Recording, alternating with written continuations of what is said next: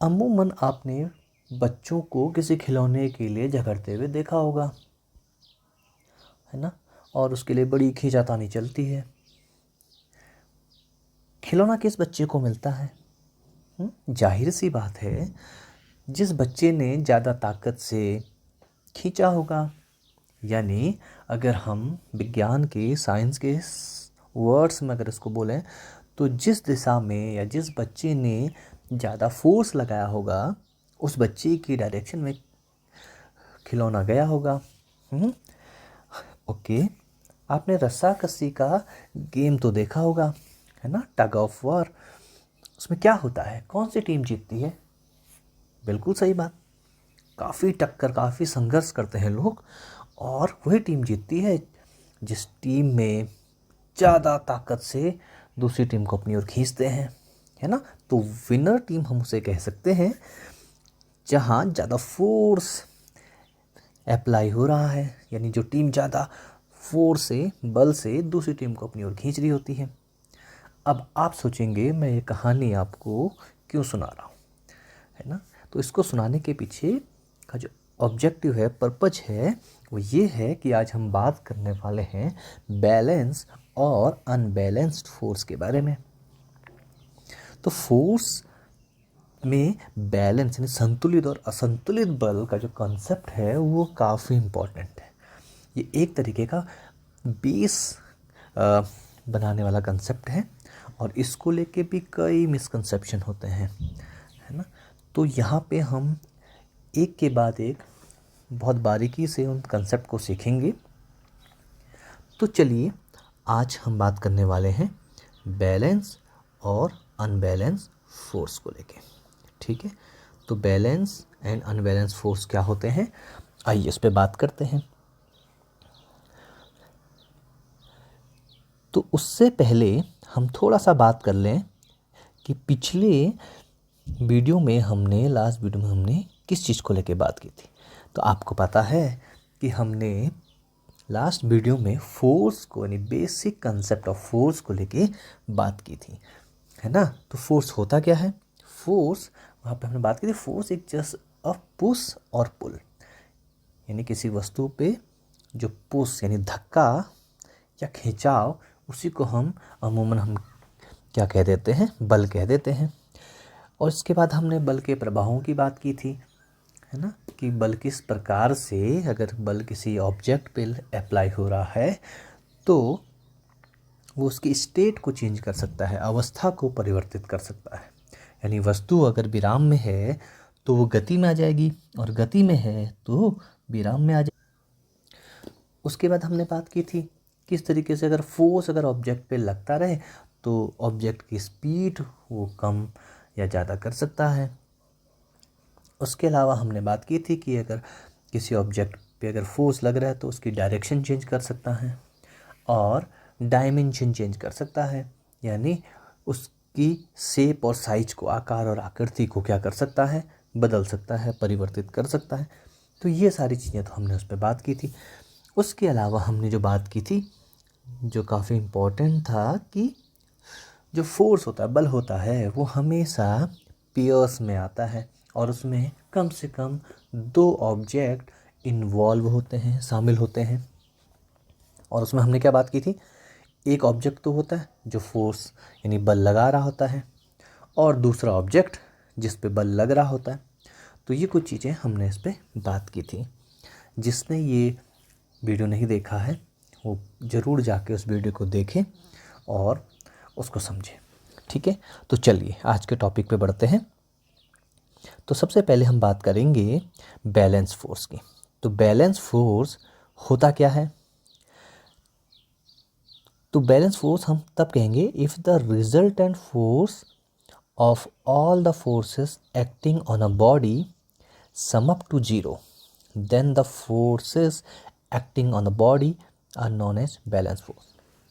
यानी कहने का मतलब ये हो गया कि अगर किसी ऑब्जेक्ट पे अगर बहुत सारे फोर्स काम कर रहे हैं, बहुत सारे बल काम कर रहे हैं एक ऑब्जेक्ट पे, और उन सारे ऑब्जेक्ट को के बलों को अगर आप जोड़ दें, सम कर दें, और वो अगर जीरो आता है, नेट फोर्स अगर जीरो आता है, तो हम कहेंगे कि वो फोर्स क्या है, बैलेंस फोर्स है।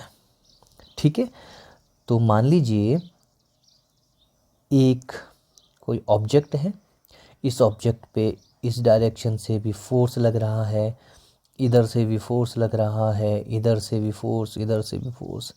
तो यहाँ पे अगर मान लो 4 फोर्सेस लग रहे हैं, F1 F2 F3 F4। अगर ये चारों फोर्सेस को अगर आप जोड़ दें, ऐड कर दें, अभी वो ऐड करने के रूल्स क्या होंगे उन पे हम बाद में बात करेंगे। अगर इनको ऐड करने पे अगर टोटल सम अगर 0 आ जाता है तो वो क्या होंगे, बैलेंस फोर्स, संतुलित बल, है ना। होता क्या है कि जब बैलेंस फोर्स काम करता है तो ऑब्जेक्ट की स्टेट में कोई चेंज नहीं होता है, उसकी अवस्था में कोई परिवर्तन नहीं होता है। यानी ऑब्जेक्ट अगर रेस्ट की अवस्था में था तो वो रेस्ट में ही रहेगा, और अगर वो यूनिफॉर्म मोशन से अगर गति कर रहा है तो वो उसी में रहेगा। यानी कह सकते हैं इसको हम एक तरीके से इक्विलिब्रियम की स्टेट भी कह सकते हैं। यानी वस्तु जो है वो साम्यावस्था में है, यानी इक्विलिब्रियम में है ना। तो कभी भी जो बॉडी इक्विलिब्रियम में होगी वो कभी भी अपना गति स्टार्ट नहीं कर सकती। ठीक है, तो ये तो रहा बैलेंस फोर्स। अब समझते हैं अनबैलेंस फोर्स को। तो अनबैलेंस फोर्स क्या है? अनबैलेंस फोर्स में जब किसी वस्तु पे बहुत सारे बल लग रहे हैं और अगर हम उनको ऐड करें, जोड़ें, उनका सम करें और वो अगर 0 नहीं है ना, यानी जो नेट फोर्स है वो 0 नहीं है, तो हम कहेंगे कि ये कैसा फोर्स इस पे काम कर रहा है, अनबैलेंस फोर्स काम कर रहा है।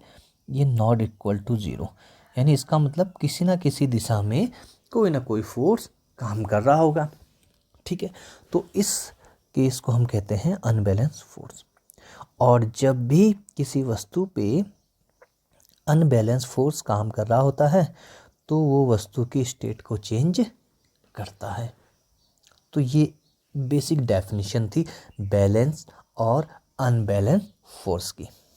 ठीक है, एक में क्या होता है, बैलेंस फोर्स के केस में हमने देखा कि बहुत सारे बल, यानी जब एक से ज़्यादा बल किसी वस्तु पे लग रहे हैं, काम कर रहे हैं, तो अगर जब हम सारे बलों को जोड़ेंगे, ऐड करेंगे और उनका जो कुल परिमाण है, कुल मैग्नीट्यूड है वो 0 आ रहा है उनको जोड़ने के बाद, तो वो बैलेंस फोर्स की कैटेगरी में आ जाएगा। अब इसको उदाहरण के साथ समझेंगे तो ये और क्लैरिटी देगा। उसके अलावा अगर किसी ऑब्जेक्ट पे बहुत सारे फोर्स लग रहे हैं, एक से ज़्यादा, लेकिन उसका जो नेट फोर्स है, यानी उन सारे बलों को जोड़ने के बाद नेट फोर्स किसी डायरेक्शन में हमको मिल रहा है, यानी वो 0 नहीं है, तो हम कहेंगे ये क्या है, अनबैलेंस फोर्स है। और एक बड़ा डिफरेंस क्या है, अनबैलेंस फोर्स क्या करता है, किसी भी ऑब्जेक्ट में मोशन या उसकी स्टेट को चेंज कर सकता है, जबकि बैलेंस फोर्स किसी भी ऑब्जेक्ट की स्टेट में चेंज नहीं कर सकता है। ठीक है, हाँ एक और चीज़ है कि जो बैलेंस फोर्स है ना, वो ऑब्जेक्ट के डायमेंशन को चेंज जरूर कर सकता है, शेप और साइज को चेंज कर सकता है। ठीक है, तो अब थोड़ा एग्जांपल देखते हैं, फिर इस पर बात करते हैं। अब जो हमने स्टार्टिंग में जिस एग्जांपल की बात की थी, तो ये है हमारा टग ऑफ वॉर गेम, है ना। ये आपने यूजुअली अपने स्कूल में और बाकी कहीं देखा होगा। अभी यहाँ पे 2 टीम्स हैं, एक टीम ये है, एक टीम ये है। तो मान लीजिए टीम ए है, ये टीम बी है, और ये मान लीजिए ये लाइन है। अब इसमें कौन सी टीम जीतेगी ये डिपेंड करेगा कि किस टीम ने ज़्यादा फोर्स अप्लाई किया। मान लीजिए इसने भी 100 न्यूटन का फोर्स अप्लाई किया इधर की डायरेक्शन में, और टीम ए ने भी 100 न्यूटन का फोर्स अप्लाई किया इस डायरेक्शन में। तो आप देखेंगे दोनों टीम ने, टीम ए और B, equal amount of force क्या कर रहे हैं, अप्लाई कर रहे हैं। तो जब ये दोनों टीम ए और B equal amount of force apply कर रहे हैं, इस स्थिति में आप देखते हैं कि कोई भी टीम जीतती नहीं है ना। तो हम कह सकते हैं कि ये जो एग्ज़ाम्पल है, यानी यहाँ पे कह सकते हैं कि नेट फोर्स जो है यहाँ पे वो क्या है, 0 है। और ये एग्ज़ाम्पल हो जाएगा आपका बैलेंस्ड फोर्स का। ठीक है, आइए थोड़ा सा इसको और अच्छे से समझते हैं। यहाँ देखिए, इस टीम में, ये पहले वाले उसमें इस टीम बी ने भी 100 न्यूटन का फोर्स लगाया इस डायरेक्शन में, और टीम ए ने भी 100 न्यूटन का फोर्स लगाया। तो ये एग्जाम्पल किसका हो गया, संतुलित बल का, बैलेंस फोर्स, क्योंकि टोटल फोर्स कितना लग रहा है, 0। अब जरा देखिए, अगर मान लीजिए यहाँ से ये 2 लोग आप हटा दीजिए, यानी ये वाली सिचुएशन अभी आ गई, तो यहाँ पे 2 लोग चले गए, तो अब यहाँ पे कितना बचा, 100 न्यूटन का फोर्स, जबकि यहाँ तो अभी भी 3 ही है, तो यहाँ तो अभी 300 न्यूटन का फोर्स लग रहा है ना। तो यहाँ पे नेट फोर्स किस डायरेक्शन में ज़्यादा लग रहा है, आप देखिए यहाँ पे इसका अगर फ्री बॉडी डायग्राम बनाएं तो इस डायरेक्शन में 100 न्यूटन का फोर्स लग रहा है, और इस डायरेक्शन में 300 न्यूटन का फोर्स लग रहा है। तो ज़्यादा कहाँ लग रहा है, इधर लेफ़्ट साइड वाले डायरेक्शन में, है ना।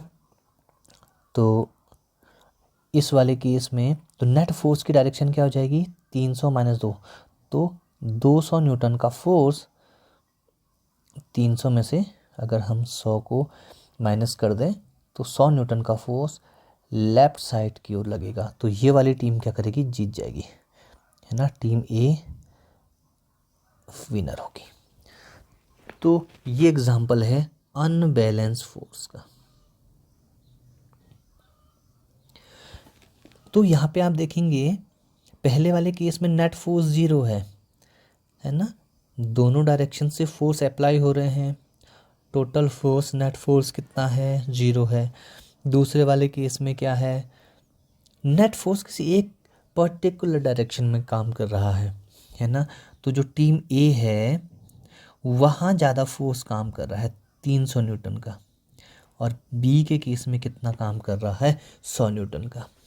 तो नेट फोर्स ए का ज़्यादा है, तो ए की डायरेक्शन में ज़्यादा फोर्स लग रहा है, तो हम कहेंगे ये वाला किसका एग्जाम्पल है, अनबैलेंस फोर्स का। तो इस तरीके से हमने देखा बैलेंस और अनबैलेंस फोर्स के बारे में। अब इसमें जो कुछ की पॉइंट्स हैं उनको थोड़ा सा डिस्कस करते हैं। तो पहला है जो हमने बात की, अगर कोई ऑब्जेक्ट अगर रेस्ट में है तो हो सकता है कि जो उस पर नेट फोर्स काम कर रहा है वो क्या हो सकता है, 0 हो सकता है। ये बात समझ आई, ये बहुत इम्पोर्टेंट है, इसको बहुत अच्छे समझिए। अगर मान लीजिए किसी ऑब्जेक्ट पे, अगर कोई ऑब्जेक्ट रेस्ट पे है, मान लीजिए ये आपकी एक कोई बुक है जो किसी टेबल पे रखी हुई है ना, तो क्या इस पे कोई फोर्स काम नहीं कर रहा है, बिल्कुल काम कर रहा है ना। तो अगर कोई, एक बड़ा मिसकंसेप्शन यहाँ पे आता है कि अगर कोई ऑब्जेक्ट रेस्ट में है तो उस पर कोई फोर्स काम ही नहीं कर रहा होगा, ऐसा बिल्कुल नहीं है ना। तो कोई ऑब्जेक्ट अगर रेस्ट पे है तो भी उस पर कई फोर्स काम कर रहे हो सकते हैं। जैसे इस टेबल में जो बुक रखी हुई है तो ये भी रेस्ट में है ना। तो क्या हम कह सकते हैं कि इस पे कोई फोर्स काम नहीं कर रहा है, बिल्कुल नहीं, इस पे फोर्स काम कर रहे हैं। कौन सा फोर्स काम कर रहा है, पहला तो फोर्स काम कर रहा है force of gravity, gravitational force. तो अब यहाँ पे समझिए, अगर फोर्स काम कर रहा है तो फिर ये मोशन क्यों नहीं कर रही है, तो यहाँ पे कॉन्सेप्ट आ जाता है बैलेंस फोर्स का, है ना। तो अगर कोई ऑब्जेक्ट रेस्ट में है तो उस पर काम करने वाला जो नेट फोर्स है वो क्या होगा, 0 होगा, जिस कारण उसकी स्टेट क्या नहीं हो रही होगी, चेंज हो रही होगी। ठीक है, तो अब इस पे नेट फोर्स कैसे निकालेंगे, तो इसका मतलब जो फोर्स ऑफ ग्रेविटी है इसके अपोजिट डायरेक्शन में भी कोई फोर्स काम कर रहा होगा। तो यहाँ पे ये टेबल इस पे रिएक्शन फोर्स या नॉर्मल फोर्स अप्लाई करती है। तो ये दोनों फोर्स, और ये नॉर्मल फोर्स कितना होता है जितना ये ग्रेविटेशनल फोर्स, और ये ग्रेविटेशनल फोर्स क्या है अभी यहाँ पे, ये है इस बुक का वेट, इस बुक का भार। ठीक है, तो मान लीजिए ये बुक आपकी 10 न्यूटन की है ना, 10 न्यूटन का फोर्स लगा रही है, तो नॉर्मल फोर्स भी कितना आएगा 10 न्यूटन का। लेकिन अभी अंतर क्या है, इन दोनों की जो डायरेक्शन है वो क्या है, अपोजिट डायरेक्शन में है। तो इसलिए ये दोनों एक दूसरे का जब नेट फोर्स निकालेंगे तो वो कितना आएगा, कितना मिलेगा, 0। ठीक है, तो ये काफ़ी इम्पोर्टेंट पॉइंट था। ठीक है, दूसरा पॉइंट क्या है हमारे पास यहाँ पे, an object with a non zero net force will change it's motion. यानी अगर किसी ऑब्जेक्ट पे, किसी वस्तु पे non zero force, net force काम कर रहा है, जो हम इससे पहले भी बात कर रहे थे कि अगर F net not equal to 0, यानी कि जो उसका एफ नेट आएगा, टोटल फोर्स आएगा, वो किसी पर्टिकुलर डायरेक्शन में मिल रहा है, तो वो फोर्स क्या करेगा, मोशन को चेंज करेगा, उसकी स्टेट को चेंज करेगा।